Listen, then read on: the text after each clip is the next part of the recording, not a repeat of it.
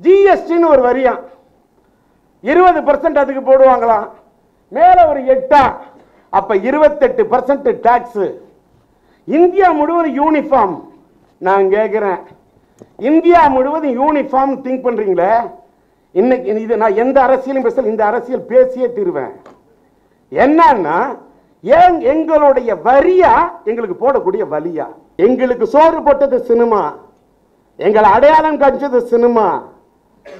அதனால இந்த சினிமா இன்னைக்கு தத்தளிச்சுக்கிட்டு இருக்கு. இவ்வளவு % டாக்ஸ் எல்லாம் தாங்காது. இந்தி படத்துக்கும் தமிழ் படத்துக்கும் ஒரே கதியா? இந்தி படத்தோட பட்ஜெட் என்ன, தமிழ் படத்தோட பட்ஜெட் என்ன? ஏன் இந்தி படத்துக்கு அத்தனை கோடி பேங்க்ல கடன் தருவான், தமிழ் படத்துக்கு வாங்கி தரீங்களா? இந்தியா முழுவதும் நீங்க யூனிஃபார்மா நீங்க வந்து ஜிஎஸ்டி போடுறீங்களா, வாங்கி தருவீங்களா? சார், காப்பிரைட் ஆக்ட்னு ஒன்று இருக்கியா, திருட்டு விசிடி.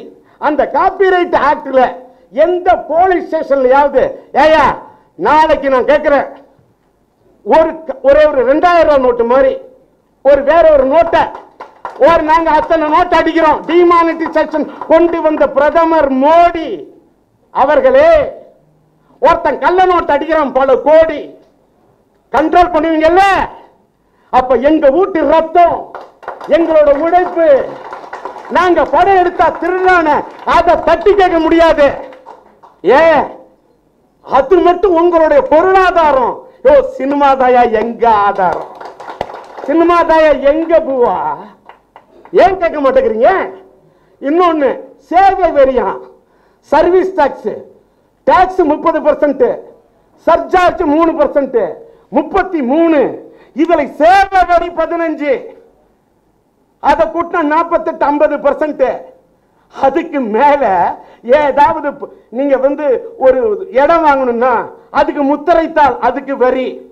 சம்பாதிக்கிறதுல 65% கவர்மெண்ட்டுக்கு கட்டிடணும், மீதி தான் எடுத்துருப்போம்னா எவன் காட்டுவான் கணக்கு? எவனுக்கு கணக்கு காட்டணும்னு தோணும்? யோசிங்க. ஏன் வெளிநாட்டில் கொண்டு போய் கருப்பு படம், நாங்களாம் சிஸ்டர்னால அந்த படையெடுக்கிறதுக்கே போறதுக்கு கஷ்டப்படுறோம். நாங்க எங்க சிஸ்ல பணம் போடுறோம், சிஸ்ல பணம் போட்டாலும் கோட்டீஸ்வரன் யாரு? அரசியல்வாதி, அரசியல் கட்சி தலைவன்.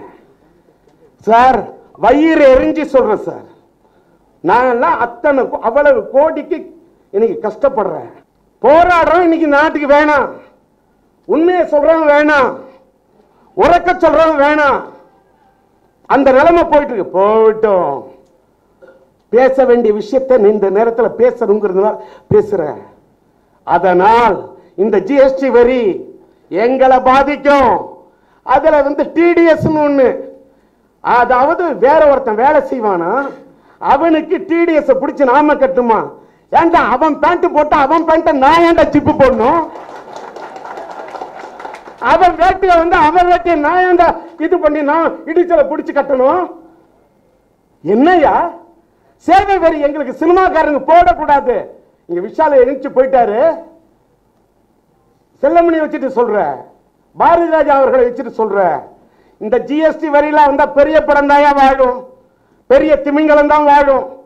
256 ரூபாய் டிக்கெட் எல்லாம் கொடுத்து சாதாரண படத்தை பார்க்க முடியாது. இது ஒரு தமிழ் படத்தை, தெலுங்கு படத்தை, கன்னட படத்தை, மலையாள படத்தை, பிராந்திய படங்களை, மாநில அளவில் உள்ள படங்களை சீரழிக்க, சின்ன பின்னமாக்க செய்யக்கூடிய சதி திட்டம்.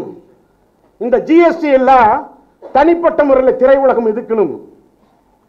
ஒன்று கூடியது என்னத்தை எதுக்க போறாங்க அது வேற விஷயம், ஆனா எதுக்கணும். இதுல வந்து டிடிஎஸ் அடுத்தவன படத்தை கட்டணும். இதெல்லாம் டோட்டலா சினிமா.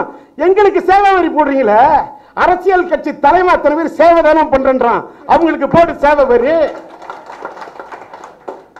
எவ்வளவு கோடி சம்பாதிச்சிருப்பாங்க? சரி, வந்துட்டேன், மீடியாவுக்கு ஏதோ தீனி போடணும்ல, அதனால தான் போட்டேன். போட்டது போருன்னு நினைக்கிறேன். இதுக்கு மேல வேணாம். நன்றி, வணக்கம்.